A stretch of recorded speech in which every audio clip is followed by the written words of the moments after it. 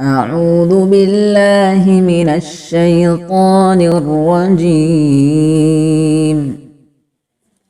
بسم الله الرحمن الرحيم. الحمد لله رب العالمين. الرحمن الرحيم. مالك يوم الدين. إياك نعبد وإياك نستعين. اهدنا الصراط المستقيم. صراط الذين أنعمت عليهم غير المغضوب عليهم ولا الضالين. آمين. السلام علیکم ورحمۃ اللہ تعالی وبرکاتہ۔ درجہ سوم کے طلباء و طالبات، گزشتہ سبق میں ہم نے علم کے تعلق سے سماعت فرمایا۔ انشاءاللہ دروس الاسلام سے اخلاق میں آج ہم صفائی ستھرائی کے متعلق کچھ سماعت کرنے والے ہیں۔ پاکیزگی کے متعلق اسلام میں کیا اہمیت ہے، اس کو ہم سننے والے ہیں۔ اللہ سبحانہ و تعالی ان لوگوں کو پسند فرماتا ہے جو پاکیزہ رہتے ہیں، پاک رہتے ہیں۔ قرآن شریف اللہ سبحانہ و تعالیٰ کا کلام ہے، اور اس مقدس کلام مجید میں اللہ سبحانہ و تعالیٰ نے بارہا پاکیزگی کے بارے میں بیان فرمایا ہے۔ آپ دیکھیے، ہم نماز پڑھتے ہیں تو بغیر وضو کے ہم نماز نہیں پڑھتے۔ اس کے لیے پہلی شرط ہی ہے حدث سے پاک ہونا، نجاست سے پاک ہونا۔ دوسری شرط حدث میں حدث اصغر، حدث اکبر سے پاک ہونا، اور نجاست سے پاک ہونا بدن، کپڑا اور مکان۔ تو ہمیں نماز پڑھنی ہے تب بھی ہمیں پاکیزہ رہنا ہے، قرآن شریف کو پڑھنا ہے تب بھی ہم کو پاک و صاف رہنا ہے۔ یہ مقدس کلام مجید اللہ سبحانہ و تعالیٰ کا کلام، جس کو ہم پڑھتے ہیں تو ہم باوضو رہتے ہیں۔ ایسے کئی عبادات ہیں جس کے لیے ہمیں پاکیزگی کے ساتھ رہنا چاہیے۔ ساتھ ہی ساتھ ہم اپنی زندگی میں بھی اپنے کپڑوں کو، اپنے گھر کو اور اپنے اطراف میں سب کو صاف ستھرا رکھنے کی کوشش کرنی چاہیے۔ انشاءاللہ آج ہم نئے سبق میں اس کے بارے میں کچھ سماعت کریں گے۔ آپ اچھی طرح سے کتاب میں نظر رکھیں۔ سبق نمبر 3، صفائی ستھرائی۔ صفائی ستھرائی کی اسلام میں بڑی اہمیت ہے۔ طہارت و پاکیزگی اللہ تعالیٰ کو اور رسول کو بہت پسند ہے۔ پاکیزگی کے ساتھ رہنا اللہ تعالیٰ اور اس کے رسول صلی اللہ علیہ وسلم کو بہت پسند ہے۔ تو ہم کیا کریں گے؟ ہم اللہ اور اس کے رسول کو پسند ہونے والی باتوں پر عمل کریں گے۔ تو یہ پاکیزہ رہنا اللہ اور اس کے رسول کو پسند ہے۔ رسول اللہ صلی اللہ علیہ وسلم نے فرمایا، الطہور شطر الایمان، یعنی پاکیزگی ایمان کا آدھا حصہ ہے۔ بچوں، ایمان کیا ہے؟ جس کے اندر ایمان ہو، اگر ایمان کے ساتھ کوئی شخص دنیا سے وفات ہوتا ہے، انتقال ہوتا ہے، اللہ سبحانہ و تعالیٰ اسے جنت میں داخلہ عطا فرماتا ہے۔ اس ایمان کی آدھا حصہ ہے پاکیزگی۔ پاکیزگی کے ساتھ رہنا ایمان کا حصہ ہے۔ تو بچوں، اس پہ خاص توجہ دینے کی ضرورت ہے۔ جو لوگ صفائی کا خیال نہیں رکھتے، کئی لوگ ایسے ہیں جو صفائی کا خیال نہیں رکھتے، اپنے بدن کو، اپنے کپڑے کو، اپنے گھر کو، اپنے گھر کے اطراف میں صفائی ستھرائی کا خیال نہیں رکھتے۔ وہ طرح طرح کی بیماریوں سے دو چار ہوتے رہتے ہیں۔ جو صفائی سے نہیں رہتا ہے وہ الگ الگ بیماریوں میں مبتلا ہوتے رہتا ہے۔ ہم نے دیکھا ہوگا کھانے کے وقت میں اگر بغیر ہاتھ دھوئے ہم کھانا کھا لیتے ہیں تب بھی ہمیں بیماری کا اندیشہ ہوتا ہے۔ اس لیے ہمیشہ ہم پاک اور صاف رہے تاکہ ہم سے بیماریاں بھی دور رہے۔ الجھے بکھرے بال رکھنا، آج تو کئی بچے ایسے ہیں جو بالوں کو الجھا بکھرا جان بوجھ کر رکھتے ہیں اور کہیں سے بھی اپنے بالوں کو قطرواتے ہیں۔ آپ دیکھتے ہیں ایک جگہ کم ایک جگہ زیادہ، ایسا نہیں ہونا چاہیے۔ ہمیں آقا کریم صلی اللہ علیہ وسلم کی سنت پر عمل کرنا چاہیے۔ اس لیے ایسے بال قطرنے سے بچے جو ہمارا طریقہ نہیں ہے۔ اسلام میں کس طریقے سے ہمیں بال کاٹنے کا حکم ہے اسی طرح سے ہم کٹوانا ہے۔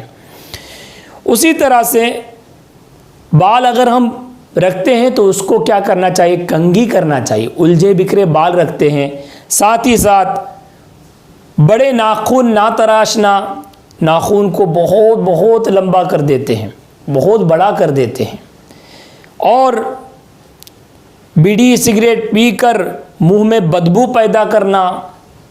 کئی بڑے لوگ کیا کرتے ہیں؟ بیڑی سگریٹ پی کر اپنے منہ میں بدبو پیدا کرتے ہیں، اور نہ جانے ایسی چیزیں جس میں نشہ ہوتا ہے، نشے سے اپنے آپ کو اپنے جسم کو تکلیف پہنچاتے ہیں۔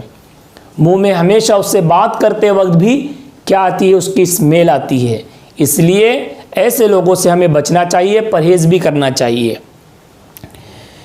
پیشاب و پاخانہ سے فارغ ہو کر ہاتھوں کو اچھی طرح صاف نہ کرنا، پیشاب و پاخانہ سے فارغ ہو کر ہاتھوں کو اچھی طرح سے صاف نہ کرنا، ان باتوں سے بھی بیماریاں نزدیک آتی ہے۔ تو کہیں بھی ہو، اسکول میں ہو، دوران سفر میں بھی ہو، تو ہمیں طہارت کا خاص خیال رکھنا چاہیے۔ پیشاب کر کے استنجا نہ کرنا اور اس کی چھینٹوں سے نہ بچنا۔ کئی مرتبہ ایسے ہوتا ہے، ہم نے سنا ہے کہ اسکول میں ہو یا باہر سفر میں ہو، ہمارے آقا صلی اللہ علیہ وسلم کی جس قدر سنتیں ہیں طہارت کے متعلق، استنجا کے متعلق، تو اس پر عمل نہ کرتے نظر آتے ہیں۔ کھڑے کھڑے سے پیشاب کرتے نظر آتے ہیں، اور اسے جو اڑنے والے چھینٹے ہیں اس سے بھی پرہیز نہیں کرتے۔ نعوذ باللہ، ایسے لوگوں کے لیے عذاب ہے، اللہ سبحانہ و تعالی ہمیں بچائے۔ اسی طرح سے لوگوں کے سامنے بار بار ناک میں انگلی ڈالنا۔ لوگوں کے سامنے بہت سارے لوگ بیٹھے ہیں، یا اسکول کے بچوں کے سامنے یا مدرسے میں ایک کے سامنے ناک میں انگلی ڈالتے رہنا، کان میں انگلی ڈالتے رہنا، اس طرح سے کرنا، یہ گندگی کو بڑھاتے ہیں۔ اسی طرح سے یہ سب باتیں گندگی کو بڑھاتی ہے، ہمیں ہمیشہ ان سے بچتے رہنا چاہیے۔ یہ جو ابھی جتنے باتیں بتائے گئے ہیں یہ سب باتیں گندگی کو بڑھاتے ہیں، اس لیے ان سے بچتے رہنا چاہیے۔ ہم الجھے بکھرے بال رکھیں گے اس سے بھی ہمیں تکلیف ہے، ناخن کو بڑا رکھنے سے بھی تکلیف ہے، گندی چیزوں کو منہ میں کھانے سے، چبانے سے، اس سے بھی ہمارے بدن کو تکلیف ہے۔ اس چیزوں سے ہمیں بچتے رہنا چاہیے۔ اور نظافت کا اچھی طرح اہتمام کرنا چاہیے۔ نظافت کیا ہے؟ نظافت مطلب صفائی ستھرائی۔ اچھی طرح سے دیکھیے، نظافت مطلب کیا ہے؟ صفائی ستھرائی، اہتمام کرنا، انتظام کرنا۔ ہم کس قدر اپنے گھر میں صاف ستھرائی رکھتے ہیں، کس قدر ہم اپنے بدن کو صاف ستھرا رکھتے ہیں، اس پہ توجہ دینی چاہیے۔ ہمارے کپڑے میلے مٹیلے نہیں ہونا چاہیے، ہمارا بدن ہمیشہ پاک صاف ستھرا رہنا چاہیے۔ اسی طرح سے کیونکہ اگر ہم صفائی ستھرائی کا خیال رکھیں گے تو امراض سے دور بھاگیں گے، امراض ہم سے دور بھاگیں گے اور صحت و تندرستی میں اضافہ ہوگا۔ اگر ہم صفائی ستھرائی کا خیال رکھیں گے تو بیماریاں ہم سے دور بھاگیں گی، ہے نا؟ ابھی جو کتنی بڑی بیماری ابھی سامنے ہیں، یہ بیماری سے بچنا ہے تو ہمیں پاکیزگی کے ساتھ رہنا ہے، اپنے ہاتھوں کو اچھی طرح سے دھوتے رہنا ہے، اس کو اچھی طرح سے دھونا ہے۔ اسی کے ساتھ ساتھ ہمیں ہر چیز کا خیال رکھنا ہے۔ وہی ہاتھوں کو لے کر ہم ناک میں انگلی ڈالتے رہیں گے، ہاتھوں کے کیٹانو ناکوں کے ذریعے ہمارے بدن میں جانے کے امکانات ہے۔ بغیر ہاتھ دھوئے نہ ہم کھانا کھانا ہے، نہ کوئی چیز کو اٹھا کے منہ میں ڈالنا ہے۔ بچوں، ہم جو بھی چیز، اگر ایک چیز بھی کھانی ہے، ہم سوچتے ہیں کہ ہم کو تو چاکلیٹ کھانا ہے، اس کے لیے ہاتھ کیوں دھونا ہے؟ تو ایسا نہیں ہے، ہمیں کوئی بھی چیز کھانا ہے تو اس کے پہلے ابھی ہاتھ دھونا ہے تاکہ ہم سے بیماریاں دور رہے۔ حضرت امام شافعی رحمۃ اللہ تعالی علیہ نے فرمایا، صفائی سے رنج و غم دور ہوتے ہیں۔ اگر کوئی رنج و غم میں ہے، ٹینشن میں ہے، تو حضرت امام شافعی رحمۃ اللہ علیہ فرماتے ہیں صفائی ایک ایسی چیز ہے جس سے وہ ٹینشن دور ہو جاتا ہے، رنج اور غم دور ہو جاتے ہیں۔ آپ خیال رکھیں کہ اب جب بھی آپ صاف ستھرائی سے رہیں گے تو آپ کو ایک الگ طرح سے سکون محسوس ہوتا ہے۔ اسی طرح خوشبو کے استعمال سے ذہن تیز ہوتا ہے۔ خوشبو یعنی عطر وغیرہ اگر ہم لگاتے ہیں بدن کو، اس کا استعمال ہم کثرت سے کرتے ہیں تو ہمارا ذہن کیا ہوتا ہے؟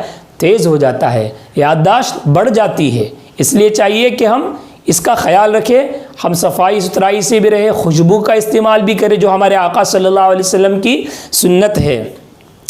استنجا کرنا، مسواک کرنا، ناخن تراشنا اور بالوں میں کنگھی کرنا تمام انبیاء کرام علیہ السلام کی سنت ہے نا؟ یہ سنت پر ہمیں عمل کرنا چاہیے۔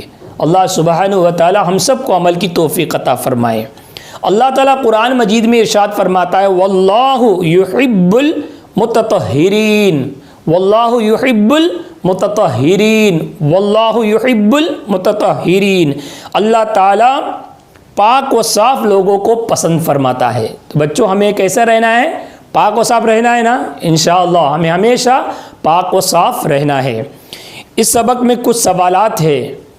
نبی پاک صلی اللہ علیہ وسلم نے طہارت کے بارے میں کیا فرمایا ہے؟ طہارت کے بارے میں کیا فرمایا؟ الطہور شطر الایمان، پاکیزگی ایمان کا آدھا حصہ ہے۔ صفائی ستھرائی کا خیال رکھنا کیوں ضروری ہے؟ کیوں ضروری ہے؟ اس کے متعلق ہم نے سماعت فرمایا کہ صفائی ستھرائی کا خیال رکھنے سے بیماریاں ہم سے دور بھاگیں گے۔ اسی طرح سے کون سی باتیں گندگی کو بڑھاتی ہے؟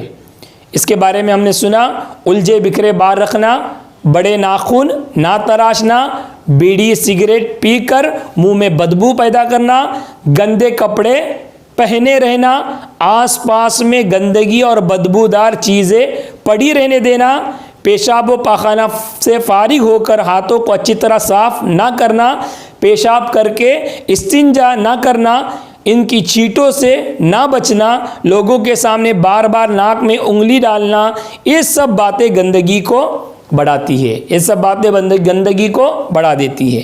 حضرت امام شافعی رحمۃ اللہ علیہ نے صفائی اور خوشبو کے متعلق کیا فرمایا ہے؟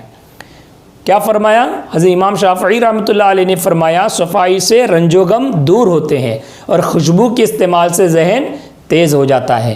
ان سوالات کو اچھی طرح سے یاد کرے اور ساتھ ہی ساتھ اس کو لکھے بھی۔ اللہ سبحانہ و تعالی ہمیں اچھی طرح سے پڑھنے کی توفیق اور رفیق عطا فرمائے۔ وقت اختتام پر پہنچ چکا ہے، تمام طلباء و طالبات کھڑے ہو جائے، اب صلاۃ ہوگی۔